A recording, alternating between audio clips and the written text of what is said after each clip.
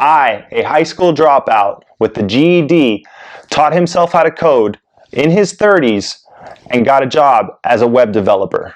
And you can too. Hey everybody, thanks for stopping by. As you can see, I've got some lights. Everything's starting to look kind of professional around here. I'm going to do my best to try to make these videos better, to provide, the 3 viewers that I have some top-notch quality stuff here. So in this video, I want to talk about how I taught myself how to code with no traditional education, actually pretty much no education at all, and also did it in my 30s with a kid on the way, working full-time, and just how all of that came to be and how I can share that information with you now to maybe try to motivate or help anyone that may feel like they can't do it because they might be too old or too dumb. Because honestly, I'm pretty dumb, and I was pretty old when I got into it, at least by the standards that you hear that, software development is for younger people. I didn't know a lick of code until I started learning in my early 30s. So now I'm in my 30s. We've owned a home for a few years. My girlfriend and I then got married. Now my wife and I started talking about having kids, and I started thinking about, well, what's our future going to be? Do we want to stay in Las Vegas? She had family in Washington. I didn't really have much family, so it didn't matter, but we really wanted to kind of plan things out and figure out what we were going to do for our future if we did have kids. And I'm still parking cars, and she's still dealing cards at a casino. So I was really worried about what I could do if we did move somewhere. I was really isolated to just 2 kind of jobs. I could wait tables or park cars, and neither of those were something I wanted to do going into my 30s and potentially in a new state. And with a baby or a child, I felt that it wasn't going to set me up for the future that I wanted to provide for my family. So I had already been dabbling with the idea of finding a job in computers. I didn't know what area of computers to go into. I had a few friends that worked in different fields in IT. A few of them recommended getting my certifications for networking, security. So I kind of did that at first. I got my CompTIA A+, and I started thinking maybe I'll get into networking or maybe I'll get into security.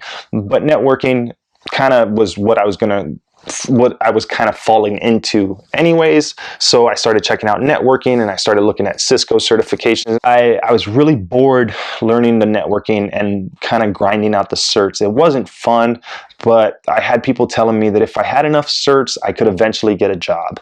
And looking back now, I realize that that's not always the case. And being in the industry now, I know that many times certs can help you get a job, but I may not have gotten a job even if I would have had 3 or 4 certs. I've heard that happens quite a bit, and people get disappointed. Luckily, I made a momentum shift, and I decided to get into programming and learning to code. I had a buddy of mine that I work with that kind of told me about programming, and at the time, he was doing a Ruby on Rails course and told me to check it out. He gave me his password to get into his Udemy account, and I kind of went in there and I messed around with the course a little bit, and I was like, you know what, I'm just going to go ahead and buy it myself. So I paid for it, and I kind of started playing around with a little bit more of that idea, and I found Free Code Camp. Free Code Camp was a really good tool, really good resource that I used early on, and I used it for a really long time. Probably one of the things that I used the most to help teach myself how to code. So I stuck with Free Code Camp for a while, and that was really good.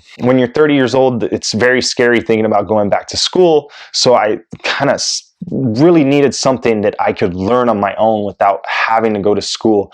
I could have done school, but it would have been really hard. I would have taken on a lot of debt, and it scared me too much. I had a real fear of failing if I went to school and got halfway done and didn't finish. I didn't know how it would work out, and I'm glad that I didn't go to school for what I wanted to do, because it turned out to be true that you can do this without going to school. You can do this all on your own. You can learn to code 100% on your own, self-taught.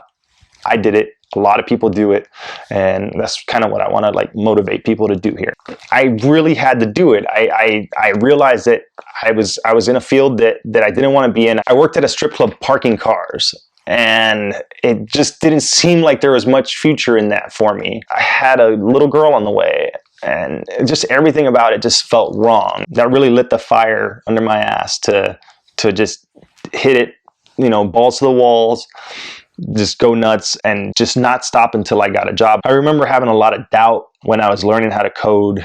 I know a lot of people go through that. I remember going online and reading the forums and having, asking questions and getting people that motivated me, and watching videos of people like me now trying to come back and tell people like you who are looking at me saying, you can really do it, man. You just got to tough it out. It's hard, but if you keep at it and you just keep at it and you just keep at it, you will learn how to code.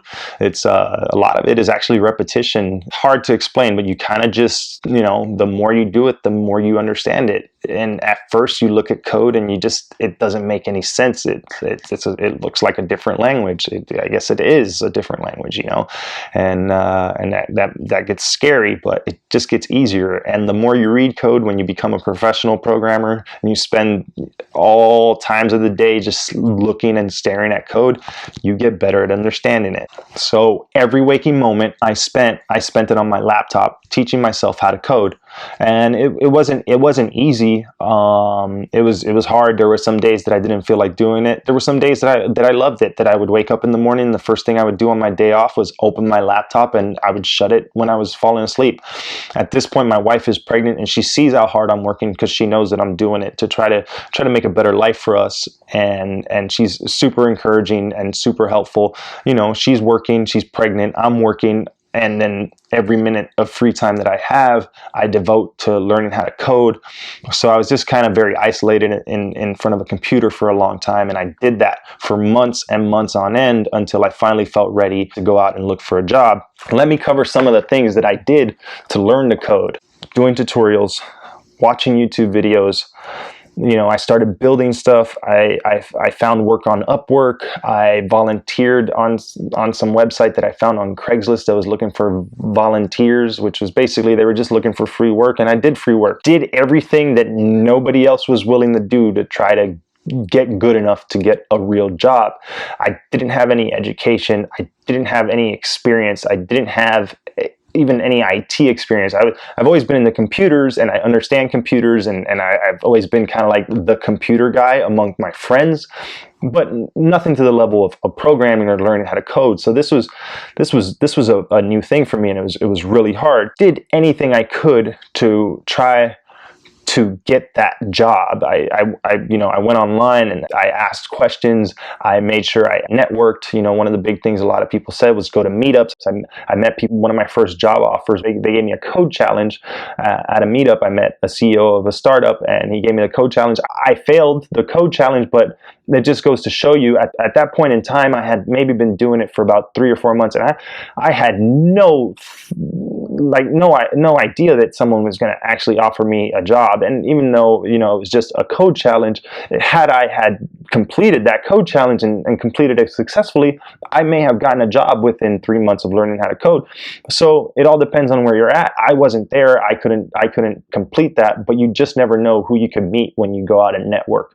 So make sure, if you're learning how to code and you've been doing it for a little while, even if you feel like coding and you haven't even written a line of code or opened a book on coding, and you go check out the Meetup app and see if there's any meetups in your area for programmers, and just go. You'll get a firsthand experience of what they talk about, and kind of feel a vibe of like how it is to be a programmer, and kind of hear some jargon and just be a fly on the wall and see what people have to say, and then shoot the shit with somebody, and you never know who you might meet.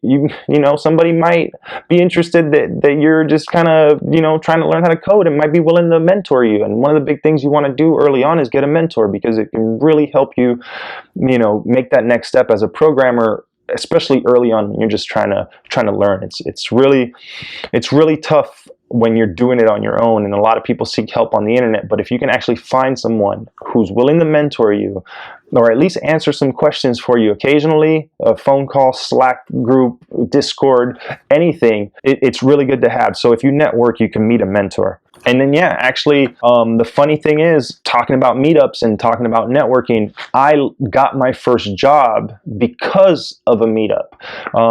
Apart from the first code challenge I got when I went to my first meetup, later on, and I had been going to React meetups because it was something I was really interested in. I had just started messing around with it, and we had a React meetup in Las Vegas, and I decided to attend it. and going to a React meetup, there was a recruiter there who just happened to have bought pizza for everyone in the room because, you know, she's a recruiter and that's what she does. And she was handing out business cards. I had no idea that this would lead to me getting my first job. But I shook her hand, I took her card. A lot of the people in the room, a lot of the veteran developers there kind of brushed her off, and you know, I heard comments of, oh, damn headhunters and this and that, and they kind of like, oh, at least we got free pizza. Now I would probably feel the same way, but being a hungry noob developer who would, you know, just jump at the chance of getting a real job doing it, I was actually very lucky to have been there that day and get that business card, because the first thing I did when I got home was I sent her an email, I sent her my shitty resume, and then she got a hold of me within a few days and told me that she had a position for a company that was willing to take someone who's junior or self-taught and help them learn on the job, which was right up my alley. Long story short, that is how I landed my first job as a web developer, and that's how I got my first 2 years of experience doing web development. I actually also made a pretty decent salary considering that I had no college education and no experience. I went in and started making $50K on my first job. While it might not seem like a lot, mind you, I dropped out at 9th grade. I have a GED. I had zero experience. The closest experience to working on a computer that I had for any of those jobs was entering information on a table waiting app that we use to track our tables. That's pretty damn good if you ask me, and $50,000 is nothing to scoff at. That's, you know, that's a lot of money, and at the time I was very grateful to have it. I obviously will never work for that little amount of money again, just because now I'm experienced and I'm worth more, and you know, I'm gonna end up doing a whole video on knowing your worth, because I believe in our industry, especially early on when people are learning, they kind of sell themselves short and don't realize how much value they can bring to companies because they feel like they don't know enough.